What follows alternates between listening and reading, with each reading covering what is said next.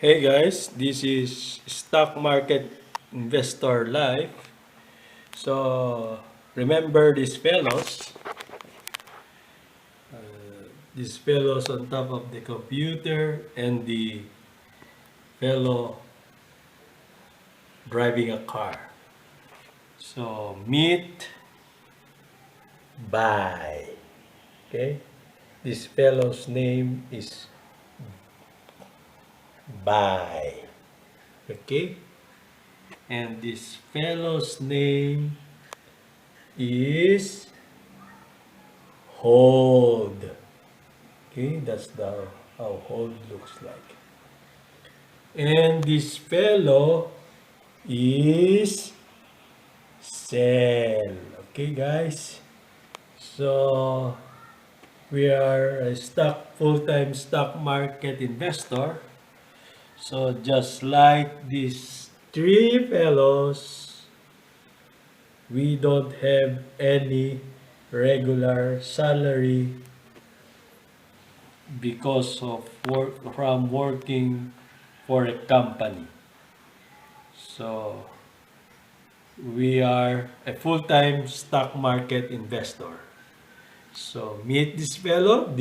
His name is Bai. Okay, Bai. And this fellow, his name is Hold. Okay.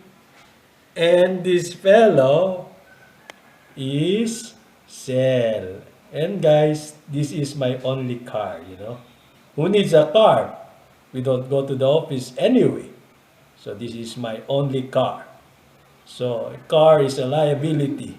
You know, you have to pay for gasoline, registration. You have to annually renew the car registration. You have to spend for the emission test. And anything that you spend more than you earn from any asset, there's a liability. So I think this a liability for me, car. But this fellow has a car, okay? And his name is Cell. See? Cell. That's how Cell looks like. Okay, guys? Happy Valentine's, guys. In the news today, China refused to provide the World Health Organization team with raw data on early COVID cases. Team member says, this is this from Reuters. So China refused to give raw data on early COVID-19 cases to a World Health Organization-led team probing the origins of the pandemic. One of the team's investigators said, potentially complicating efforts to understand how the outbreak began.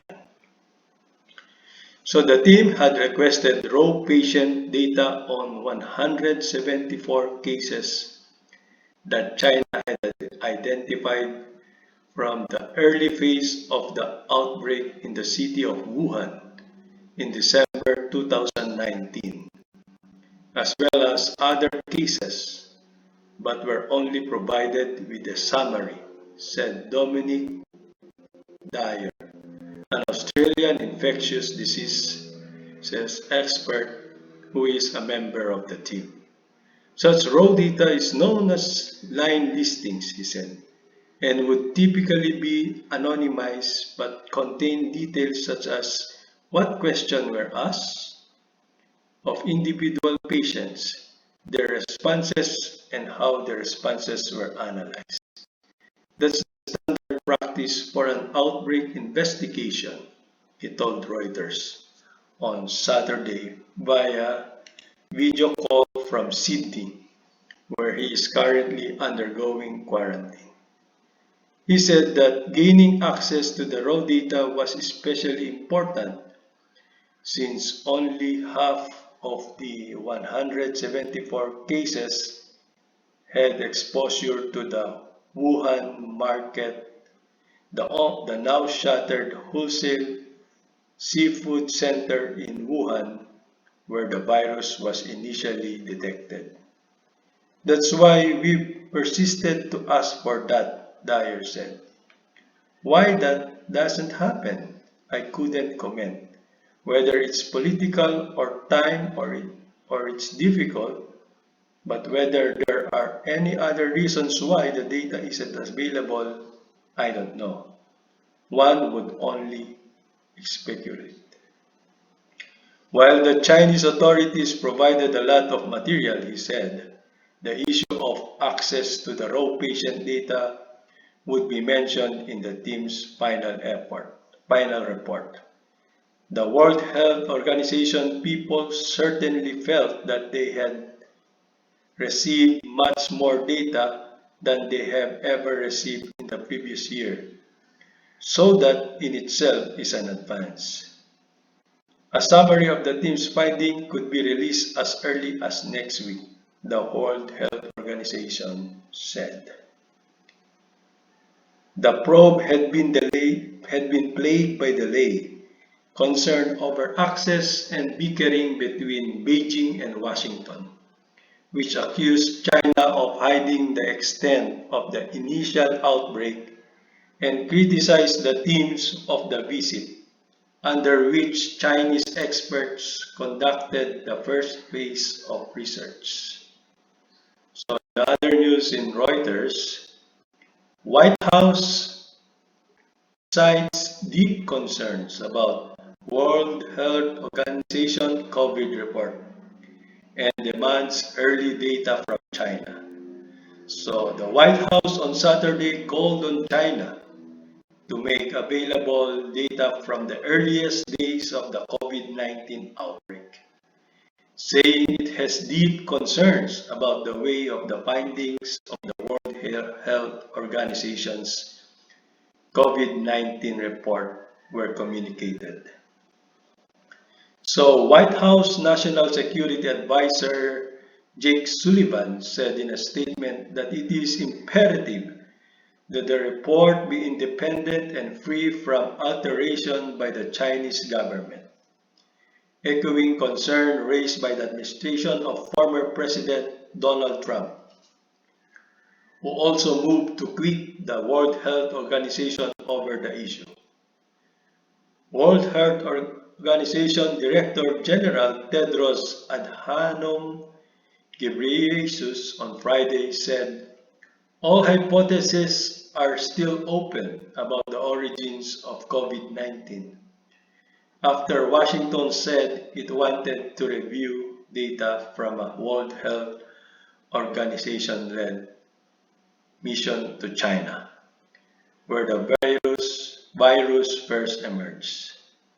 A World Health Organization-led mission which spent 4 weeks in China looking into the origins of the COVID-19 outbreak said this week that it was not looking further into the question of whether the virus escaped from a lab, which it considered highly unlikely. The Trump administration had said it suspected the virus may have escaped from a Chinese lab, which Beijing strongly denies. Sullivan noted that US President Joe Biden had quickly reversed the decision to disengage from the World Health Organization, but said it was imperative to protect the organization's credibility. Re-engaging the World Health Organization also means holding it to the highest standards, Sullivan said. We have deep concerns about the way in which the early findings of the COVID-19 investigation were communicated, and questions about the process used to reach them. So that led to our today's COVID Valentine's Day. So tomorrow, it will be trading day again here in the Philippines. Tomorrow is Monday. Today is February 14, 6 in the morning. So we will be meeting again those guys, the fellows, the by fellow, the hold fellow, and the self fellow is driving a car. So tomorrow, this fellow, we meet them every day. Actually, we meet them 7 days a week because we always study our stocks, we monitor the news in the world arena, on the world perspective, in the Philippine perspective, because the news will affect the every business, whether in the Philippines or abroad. So if if a certain news affect a business, of course, it will affect the company that we own, specifically AC Energy Corporation, Philinvest Land Inc., GMA Network Incorporated, Metropolitan Bank and Trust Company, Manila Electric Company, and SPC Power Corporation. But in my opinion, uh, the most affected will be on the first quarter. I expect that this AC Energy Corporation, Philinvest Land Incorporated, GMA Network, Philinvest Land Incorporated, and Metropolitan Bank and Trust Company will not have that much earning. They are directly affected by the COVID-19 pandemic because nobody will buy property because they will hold their money so that they can pay all their bills or needs. So nobody will buy because they need the money. And people who lose their job, of course, they don't have money to buy property.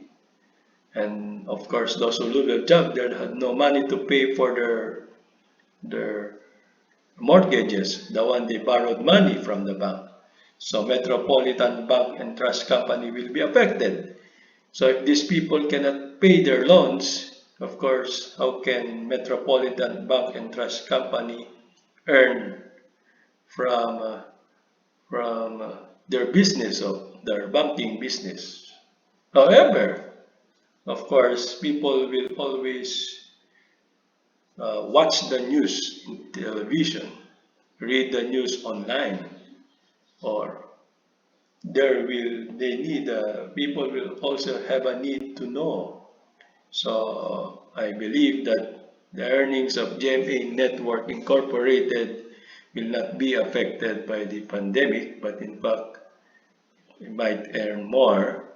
And 2022 is an election season this next year. So, and when there's an election, they need to put a campaign, television campaign. So that means money for GMA Network Inc.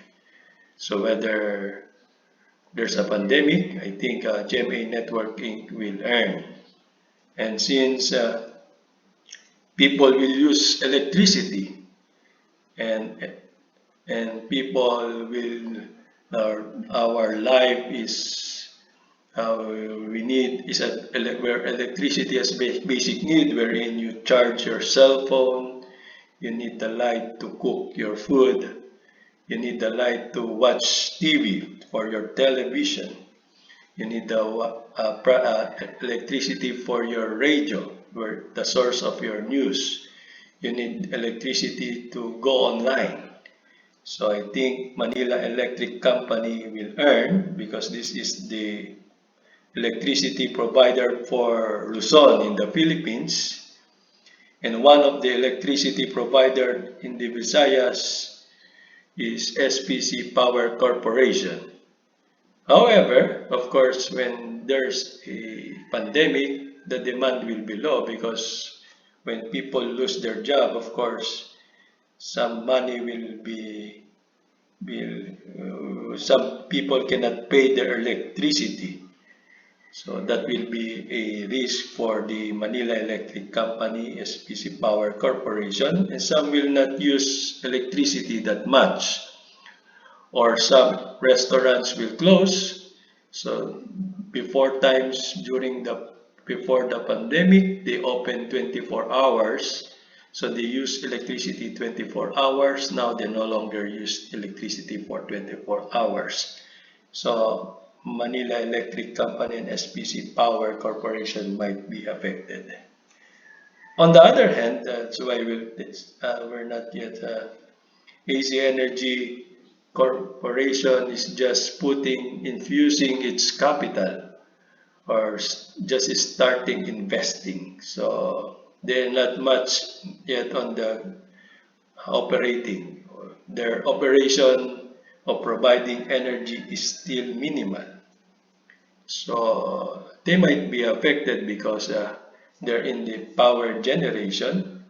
So when the demand for the electricity is low because the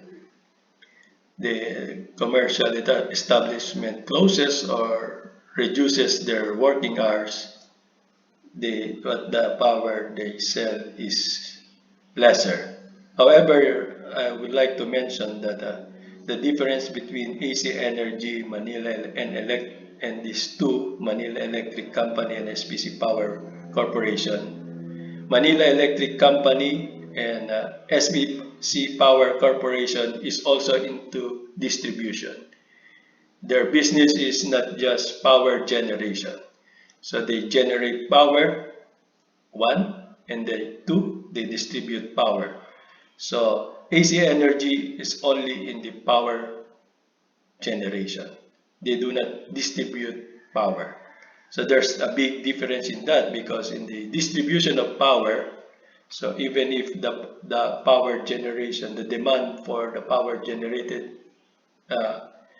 is lesser, of course, if the demand becomes less, and there's a lot of power company that is out there, the supply is also big, the price will go down. So together with the demand, because no people can pay. So when few people can pay their power bills, or the business establishment do not pay anymore as they used to be, the earnings in power generation will be less. So that will affect the earnings of AC Energy Corporation. However, in the distribution part of Manila Electric Company and SPC Power Corporation, it is based on population. So even though some businesses went down, so the people in their homes will always use electricity. So in the distribution side, it might be affected, but in a lesser degree.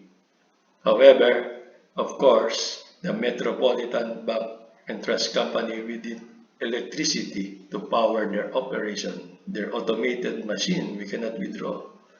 So still, these two distribution company will earn, but since the competition in the power generation is still, there's a lot of companies that are generating power, so the price will go down, of course. But even if price will go down, these two company will use electricity, Metropolitan Bank and Trust Company, to power their offices. Of course, banks should open 8 to 5, from 8 in the morning and 5 in the, as they used to be even before the pandemic time.